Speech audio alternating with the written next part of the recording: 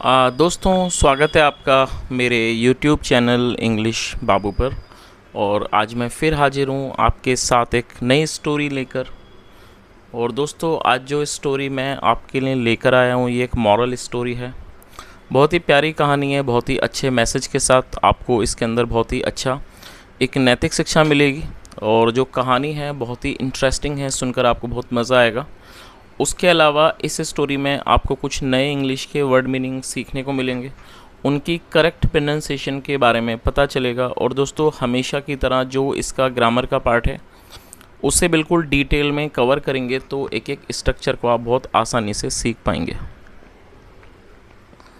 तो चलिए दोस्तों, आज की इस कहानी को हम शुरू करते हैं। और सबसे पहले कहानी का टाइटल देखते हैं। कहानी का टाइटल है नथिंग अलाइक फ्रीडम। क्या मतलब हुआ दोस्तों? अलाइक का मतलब होता है एक जैसा, समान, और फ्रीडम का मतलब स्वतंत्रता, आज़ादी। नथिंग अलाइक फ्रीडम मतलब कि स्वतंत्रता जैसा कुछ भी नहीं है। तो दोस्तों, ये आज की इस कहानी का टाइटल है, शीर्षक है। और मेरी आपसे रिक्वेस्ट है, आप इस कहानी को बिल्कुल ध्यान से सुनें, क्योंकि कहानी है बहुत ही इंटरेस्टिंग है, बहुत ही अच्छी शिक्षा देने वाली है। और यदि आपको आज की कहानी अच्छी लगे तो इसे वीडियो को लाइक भी ज़रूर करें। तो चलिए इसको शुरू करते हैं। There lived a mouse in a certain village. क्या मतलब हुआ दोस्तों? ये जो हमारा वाक्य है ये पास्ट इंडेफिनिट का अफर्मेटिव वाक्य है। और जब हम पास्ट इंडेफिनिट में कोई भी अफर्मेटिव का वाक्य बनाते हैं तो वहाँ वर्ब की सेकंड फॉर्म का प्रयोग किया जाता है। लिव का मतलब होता है रहना, किसी स्थान पर निवास करना, और ये सेकंड फॉर्म है lived. There lived a mouse in a certain village. क्या मतलब हुआ इस लाइन का कि किसी गांव में एक चूहा रहता था। He used to eat simple food and lived happy and carefree life. दोस्तों, इस वाक्य में यूज टू का प्रयोग किया गया है। और यूज टू का प्रयोग पास्ट में किसी भी तरह की कंसिस्टेंसी को दिखाने के लिए किया जाता है। जब आप पास्ट में ऐसा वाक्य बनाते हैं जहां आप ये दिखाते हैं कि पास्ट में कोई भी व्यक्ति किसी क्रिया को बराबर किया करता था, तो इस तरह की निरंतरता को, कंसिस्टेंसी को दिखाने के लिए यूज्ड टू का इस्तेमाल किया जाता है हेल्पिंग वर्ब के रूप में, और साथ में वर्ब की फर्स्ट फॉर्म लगाई जाती है। तो इस लाइन का क्या अर्थ हुआ? He used to eat simple food मतलब वह सादा खाना, सादा भोजन मतलब वह सादा खाना खाया करता था। And lived happy and carefree life. दोस्तों, हैप्पी का मतलब होता है खुश या फिर प्रसन्न। उसके अलावा ये एक एडजेक्टिव है। उसके अलावा हैप्पी का मतलब सुखी भी होता है, और केयर फ्री का मतलब होता है निश्चिंत। And lived happy and carefree life मतलब और सुखी और निश्चिंत जीवन जिया करता था। तो इस पूरी लाइन का क्या अर्थ हुआ?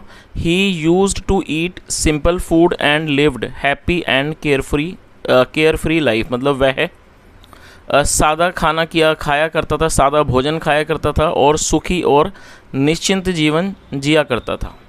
चलिए आगे देखिए। His friend lived in a city who enjoyed man made delicacies. दोस्तों, ये जो हु है ये एक रिलेटिव प्रोनाउन है। जब हम किसी का कोई रेफरेंस देना चाहते हैं तब हु का प्रयोग किया जाता है रेफरेंस देने के लिए, जो कि एक नाउन है। तो इस लाइन का क्या अर्थ हुआ? His friend lived in a city. उसका जो दोस्त था वो एक शहर में रहता था। Who enjoyed man made delicacies. Man made delicacies का मतलब होता है मानव निर्मित व्यंजन, जो आनंद लिया करता था मानव निर्मित व्यंजन का। तो इस पूरी लाइन का क्या अर्थ हुआ कि जो उसका दोस्त था वो एक शहर में रहता था जो मानव निर्मित व्यंजनों का आनंद लिया करता था। चलिए आगे देखिए। One day the city mouse paid a visit to his village friend. दोस्तों, विजिट का मतलब होता है किसी जगह जाना, कहीं का दौरा करना, किसी से मिलना। तो इस लाइन का क्या अर्थ हुआ? वन डे एक दिन, the city mouse paid a visit to his village friend मतलब एक दिन जो सिटी माउस था, जो शहर का चूहा था, वो अपने गांव वाले दोस्त से मिलने आया। The village mouse treated him to berries, melons, carrots and sweet potatoes. Treat का मतलब होता है किसी का व्यवहार करना, किसी को कुछ देना।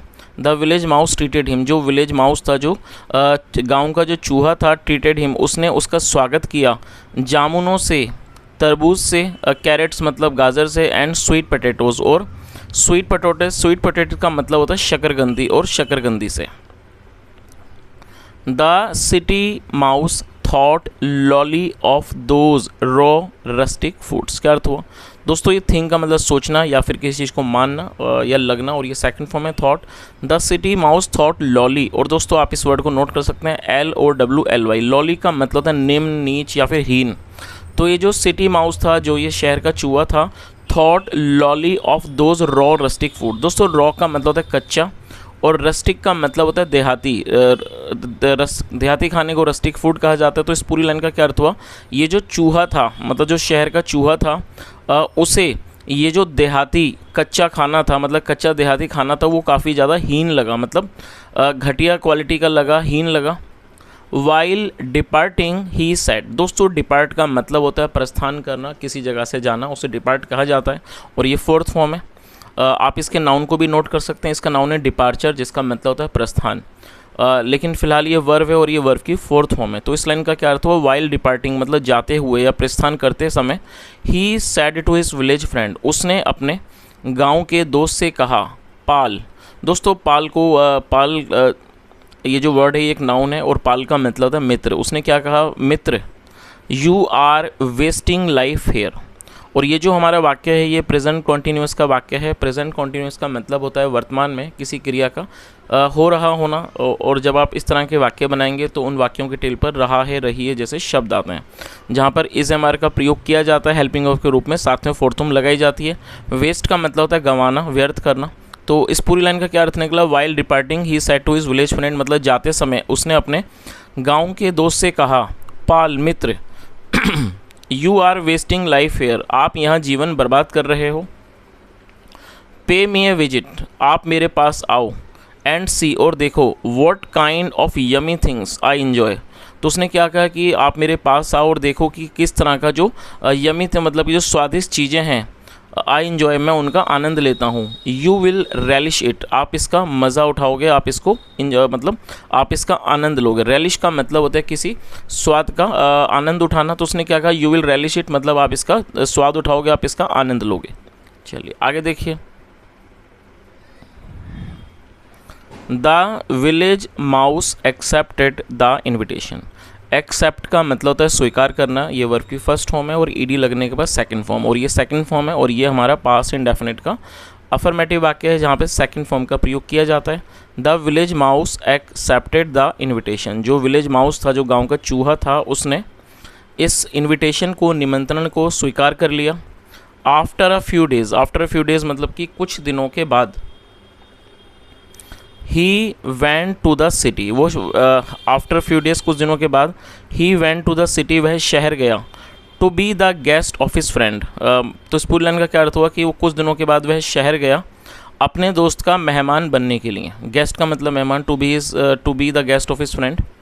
The city mouse lived in a merchant's house, और दोस्तों यहाँ मर्चेंट के बाद एपिस्ट्रोफी एस का प्रयोग किया गया, जिसका मतलब होता है का, के की।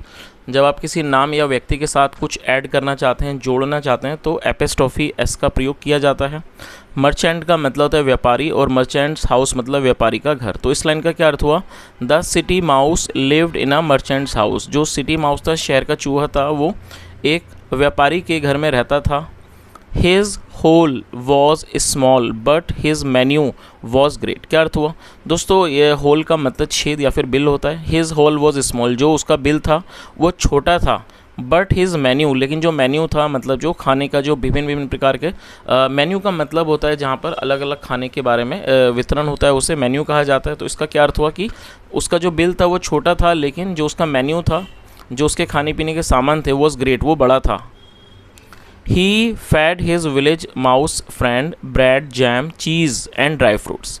और दोस्तों ये भी हमारा पास्ट इंडेफिनिट का अफर्मेटिव वाक्य है।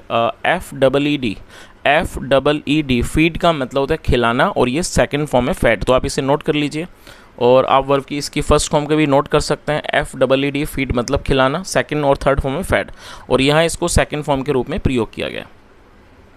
ही fed his village mouse friend bread jam cheese and dry fruits, मतलब उसने अपने गाँव के दोस्त को, गाँव वाले दोस्त को ब्रेड, जाम और जैम, चीज़ मतलब चीज़ मतलब कि पनीर, और जो ड्राई फ्रूट्स थे, जो सूखे मेवा थे, वो खिलाए। चलिए आगे देखिए। There was only one glitch, क्या मतलब हुआ दोस्तों? ग्लिच का मतलब होता है किसी प्रकार की कमी, कोई भी खराबी, समस्या, उसे ग्लिच कहा जाता है। तो इसका क्या अर्थ हुआ? There was only one glitch, मतलब वहाँ सिर्फ एक ही समस्या थी। A fat cat used to stalk them, और दोस्तों इस वाक्य में भी यूज टू का प्रयोग किया गया, और STAL के स्टॉक का मतलब होता है किसी का पीछा करना। स्पेशली इसका प्रयोग जब किया जाता है जब कोई शिकार का पीछा करे, तो इसके लिए स्टॉक वर्ड का यूज़ किया जाता है, आप इसे नोट कर सकते हैं। तो इस पूरी लाइन का क्या अर्थ हुआ? There was only one glitch, मतलब वहाँ सिर्फ एक ही समस्या थी। A fat cat used to stalk them, और दोस्तों दैम जो है इसे ऑब्जेक्ट के रूप में प्रयोग किया गया है। दैम का प्रयोग जब किया जाता है जब ऑब्जेक्ट में एक से अधिक व्यक्ति शामिल होते हैं या एक से ज़्यादा लोग शामिल होते हैं। और यहाँ पे कहानी के अनुसार हमने देखा यहाँ 2 चूहों के बारे में बात हो रही है, इसलिए दैम का प्रयोग किया गया है। तो इस पूरी लाइन का क्या अर्थ हुआ? A fat cat used to stalk them, जो एक मोटी बिल्ली थी वो उनका पीछा करती थी। दे कुड नेवर ईट कामली, और दोस्तों कामली एडवर्ब है जिसका मतलब होता है शांति से, आप इसे नोट कर सकते हैं। CALM, काम, काम मतलब होता है शांत, एडजेक्टिव है, और जब इसमें आप ly लगाएंगे तो इसको कामली पढ़ेंगे। और एडवर्ब का मतलब होता है ऐसा शब्द जो किसी वर्ब की विशेषता को बताए। और आप देखेंगे ज़्यादातर जो एडवर्ब हैं वो ly पे ख़त्म होते हैं, तो आप इस वर्ड को नोट कर लीजिए। कामली एडवर्ब है जिसका मतलब होता है शांति से। तो इस पूरी लाइन का क्या अर्थ हुआ? दे कुड नेवर ईट कामली, मतलब, और दे का मतलब होता है वे या फिर वे लोग। जब सब्जेक्ट में एक से ज़्यादा व्यक्ति शामिल होते हैं तो दे का प्रयोग किया जाता है। और यहाँ भी सब्जेक्ट में 2 लोग हैं, 2 चूहों के बारे में बात हो रही है, इसलिए दे लगाया गया है। दे कुड नेवर ईट कामली मतलब वे कभी भी शांति से नहीं खा सके।